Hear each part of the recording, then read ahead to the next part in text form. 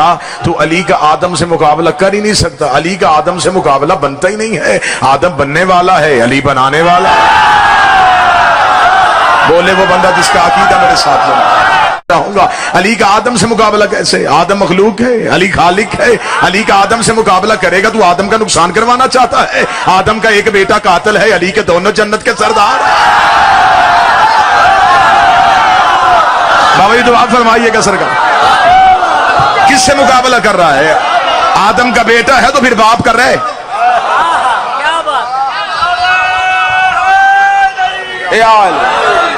آدم مخلوق، تو جو میری طرف کیجئے، علی خالق۔ آدم علی سے افضل کیسے ہو سکتا ہے؟ علی ابن آدم نہیں، علی ابو الآدم۔ بسم اللہ۔ سب آدم کے ساتھ مقابلہ علی کا کیسے بنے گا؟ علی آدم کا بیٹا نہیں، علی آدم کا باپ ہے۔ جس بندے کا عقیدہ کربلا گاہ میں شام حسین کے ذکر میں بولے، وہ بندہ جس کا عقیدہ اجازت دے، رائتی نمبر نہ دے، وہ ہاتھ اٹھا کے تائید کرے۔ راہب آیا تھا حسین سے بیٹے مانگنے، لاکھوں دفعہ میری قوم نے سنا۔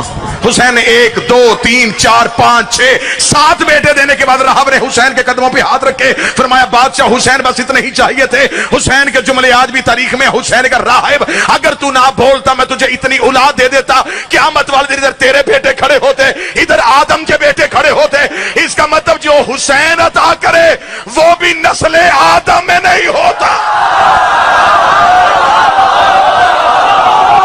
جو حسین عطا میں دے وہ بھی آدم کا بیٹا نہیں، اور حسین کے باپ کو کہنا کہ وہ آدم کے برابر ہے۔ میں نے لفظ کہا، چند چہروں پہ ہلکی سی اداسی آئی کہ یہ کیسے کہہ دیا کہ علی خالق ہے۔ آؤ قرآن ممبر سے لے کے، اور یہ سامنے دینی علمی درسگاہ ہے، یہاں سے قرآن اٹھا کے ممبر پہ رکھو۔ قرآن میں لکھا کیا ہے کہ علی کون اور آدم کون ہے؟ آواز قدرت یا ابلیس وما منعک ان تسجد لما خلقت بیدیک۔ ابلیس تجھے کس نے منع کیا اسے سجدہ کرنے سے جسے میں نے بنایا اپنے دونوں ہاتھوں سے؟ نہیں یہ تھک گئے ہیں، یہ بات سمجھ میں نہیں آ رہی۔ اللہ قرآن میں کہتا ہے ابلیس تجھے کس نے منع کیا اسے سجدہ کرنے سے جسے میں نے بنایا اپنے دونوں ہاتھوں سے؟ پورے قرآن میں یہ آیت موجود ہے۔ آیت میں اللہ نے ایک دفعہ بھی نہیں کہا تجھے کس نے منع کیا جسے میں نے اپنے نور سے خلق کیا، جسے میں نے اپنی مشیت سے خلق کیا۔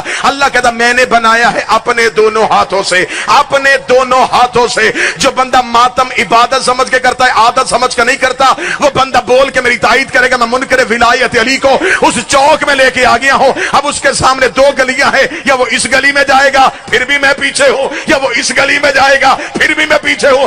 اللہ کہتا کس نے منع کیا اسے سجدہ کرنے سے جسے میں نے بنایا اپنے دونوں ہاتھوں سے؟ اب تیرے پاس 2 رستے ہیں، یا اللہ کے ہاتھ دکھا دے یا ہاتھوں والا اللہ دکھا دے، یا بتا کوئی ہاتھوں والا اللہ بھی ہوتا ہے، یا پھر بتا کوئی اللہ کے ہاتھ بھی ہوتے ہیں۔ اگر تیری سمجھ میں اللہ کے ہاتھ نہ آئے، کوفے کے منبر کے آخری سینے پہ ابو طالب کا بیٹا علی بیٹھا تھا، جب ایک صحابی گئی یا علی وہ کون سے ہاتھ ہے جس سے اللہ نے آدم کو بنایا تھا؟ بندہ بول رہا تھا، علی بٹن کھول رہا تھا۔ اس بندے نے سوال کیا، علی نے ابا کو کھولا، دونوں ہاتھوں کو بڑھا کے کہا انظر بیدے، یہ ہے وہ ہاتھ۔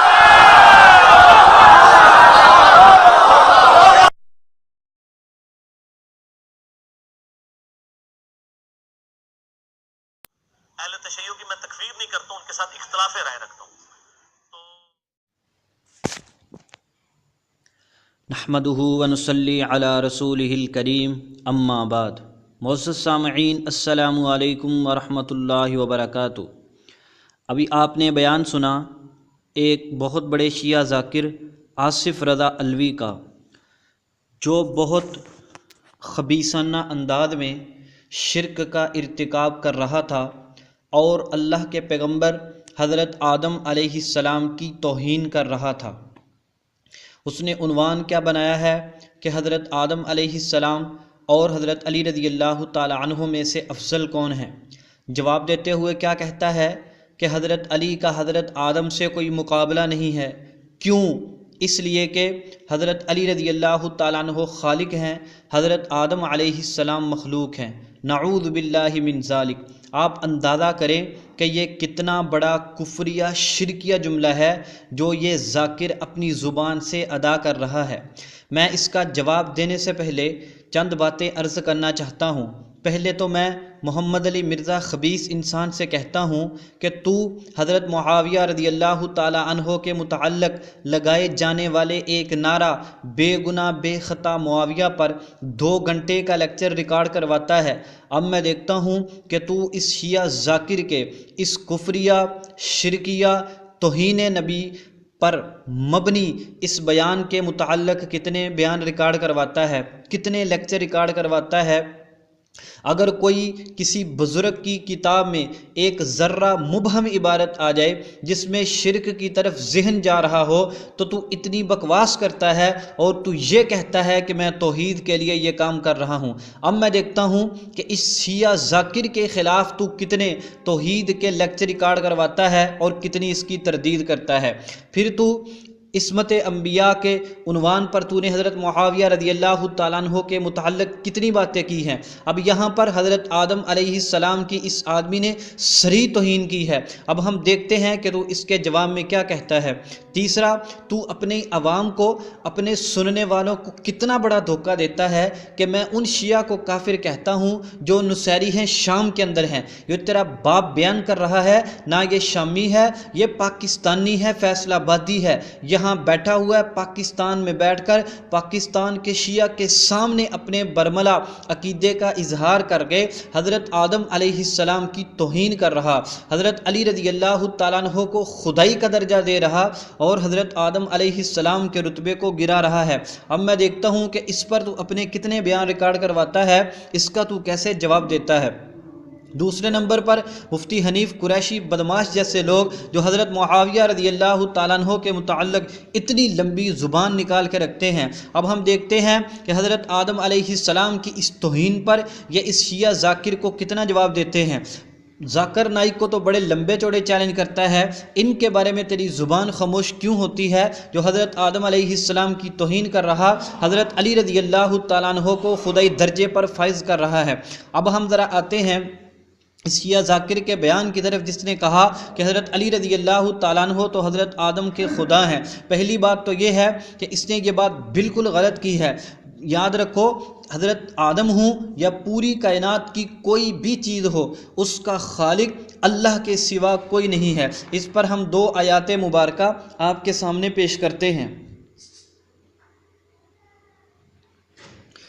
پہلی آیت مبارکہ ہے اللہ رب العزت کی کتاب قرآن پاک کا 13واں پارہ ہے، سورۃ الرعد، سورۃ نمبر 13 اور اس کی آیت نمبر 16 ہے۔ اللہ جل شانہ ارشاد فرماتے ہیں قل اللہ خالق کل شیء وہو الواحد القہار، آپ فرما دیجئے کہ اللہ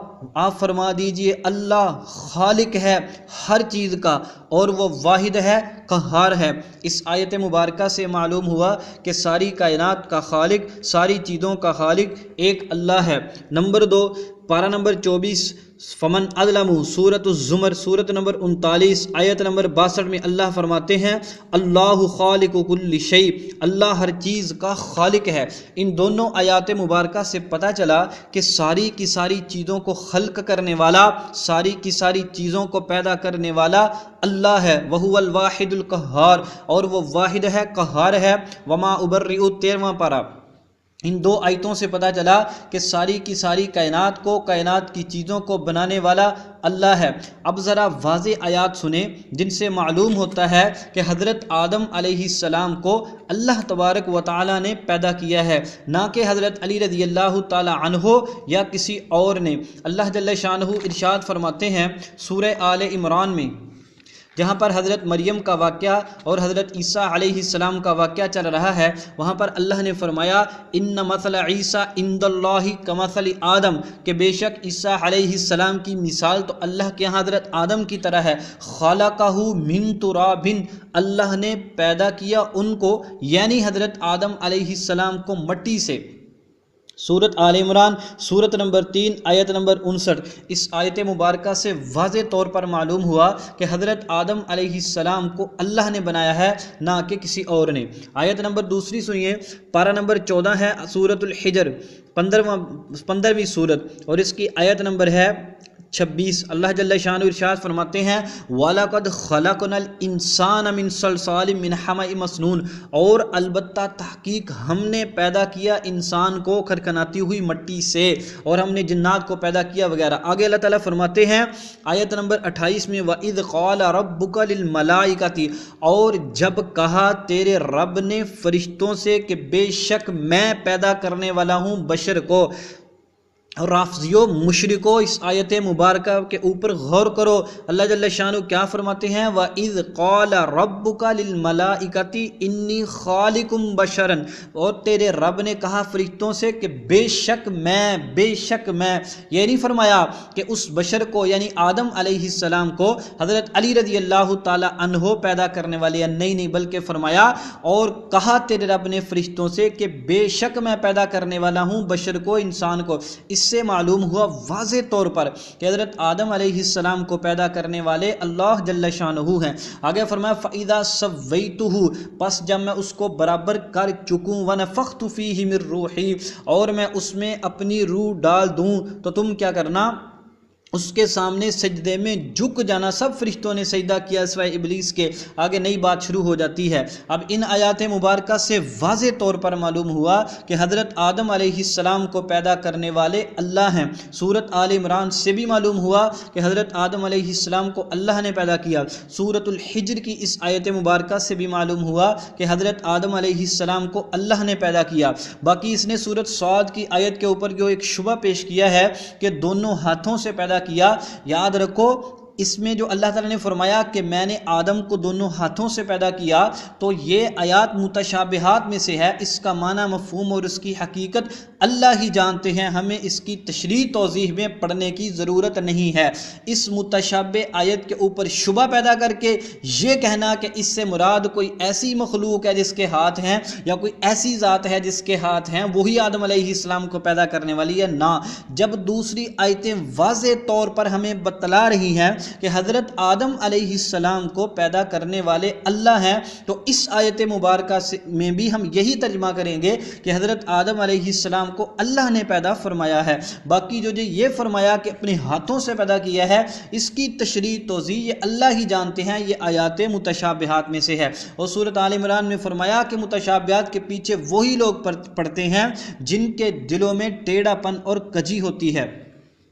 اب یہ تو ہو گئی ایک بات جو ہم نے اس کے خلاف کہہ دی، ہر چیز کو پیدا کرنے والا اللہ، حضرت آدم علیہ السلام کو پیدا کرنے والا اللہ، یہ تو تھا قرآن پاک۔ اب ہم ایک شیعہ کی کتاب سے والا پیش کرتے ہیں۔ شیعہ کی کتاب ہے کتاب التوحید، اس کو لکھنے والے ہیں ان کے بہت بڑے عالم شیخ صدوق۔ انہوں نے شیعہ سند کے ساتھ حضرت علی رضی اللہ تعالیٰ عنہ کی ایک روایت نقل کی ہے جس میں اذان کے الفاظ کی حکمتوں کو بیان کیا ہے حضرت علی رضی اللہ تعالیٰ عنہ کے واسطہ سے۔ اس کتاب میں لکھا ہوا ہے کہ حضرت علی رضی اللہ تعالیٰ عنہ نے فرمایا کہ اشہد اللہ الہ الا اللہ کا دوسری مرتبہ کہنے کا مقصد یہ ہے کہ میں گواہی دیتا ہوں اللہ کے سوا کوئی ہادی نہیں اور نہ اس کے علاوہ میرا کوئی رہنما ہے۔ میں اللہ کو گواہ بنا کر کہتا ہوں کہ اس پر میں گواہی دیتا ہوں کہ اللہ کے سوا کوئی معبود نہیں، اللہ کے علاوہ کوئی معبود نہیں۔ اور آگے کیا لکھا ہے، اور میں ساکنان سماوات و ارض، اور جو کچھ ان میں ہے، تمام فرشتوں کو اور جو کچھ ان میں پہاڑوں درختوں چپاؤں درندوں اور ہر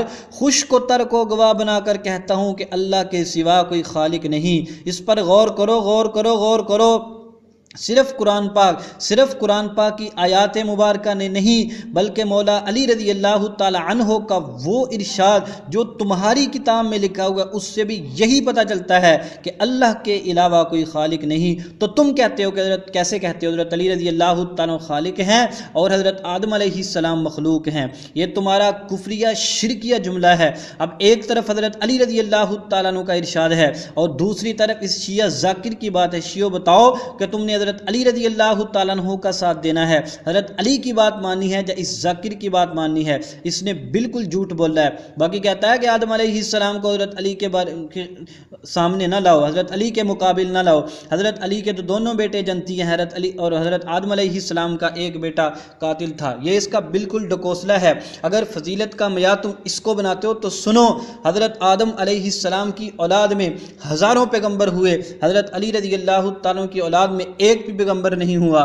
حضرت آدم علیہ السلام کی اولاد میں حضرت ابراہیم علیہ السلام جیسا خلیل اللہ پیغمبر ہوا، حضرت علی رضی اللہ تعالیٰ کی اولاد میں کوئی خلیل اللہ پیغمبر نہیں ہوا۔ حضرت آدم علیہ السلام کو فرشتوں نے سجدہ کیا، حضرت علی رضی اللہ تعالیٰ عنہ کے لیے فرشتوں نے بالکل سجدہ نہیں کیا۔ حضرت آدم علیہ السلام کی اولاد میں حضرت محمد صلی اللہ علیہ وسلم پیدا ہوئے، حضرت علی رضی اللہ تعالیٰ کی اولاد میں ایسی کوئی ہستی پیدا نہیں ہوئی۔ اگر فضیلت کا معیار تم ان ڈکوسلوں کو بناؤ گے تو اس طرح کے ہم ہزاروں باتیں کہہ سکتے ہیں جو تمہارے ان شبہات کو اڑا کے رکھ دیں گی۔ تو ہم تو حضرت علی رضی اللہ تعالیٰ عنہ یا حضرت آدم کی ایسی فضیلت ہی بیان نہیں کرتے، اور نہ ہی ایک صحابی کو نبی کے ساتھ ٹکراتے ہیں، نبی کو نبی کے ساتھ ٹکراتے ہیں، بلکہ ہر ایک کا وہی رتبہ بیان کرتے ہیں جو اس کو اللہ نے عطا کیا ہے۔ لہذا پوری کی پوری کائنات کا خالق اللہ ہے، حضرت آدم علیہ السلام کو بھی اللہ نے بنایا ہے۔ یہی فیصلہ قرآن پاک کا ہے، یہی فیصلہ مولا علی رضی اللہ تعالیٰ کا ہے۔ اور یہ کہنا کہ حضرت علی خالق ہیں، حضرت آدم علیہ السلام مخلوق ہیں، یہ بہت بدترین جملہ ہے۔ تو اہل سنت والجماعت کو چاہیے کہ ایسے لوگوں کی سخت تردید کریں اور اپنے کانوں کو آنکھوں کو کھول کے رکھیں اور پوری طاقت کے ساتھ ان لوگوں کا مقابلہ کریں، ان کی تردید کریں۔ اور اب میں دیکھتا ہوں ذرا حضرت معاویہ رضی اللہ تعالیٰ عنہ کے بارے میں اتنی لمبی زبان نکالنے والا محمد علی مرزا اس کے بارے میں کیا کہتا ہے، آپ دیکھنا اس کے بارے میں ایک لفظ بھی نہیں بولے گا۔ یہ اس کے پتہ نہیں رافضی کیا لگتے ہیں، حضرت معاویہ کی دشمنی میں اندھا ہو جاتا ہے، رافضیوں کے متعلق بڑا نرم گوشہ رکھتا ہے۔ اللہ تبارک و تعالی ہم سب کو پوری طاقت و قوت کے ساتھ حق بات کہنے کی توفیق عطا فرمائے۔ وما علینا الا البلاغ المبین۔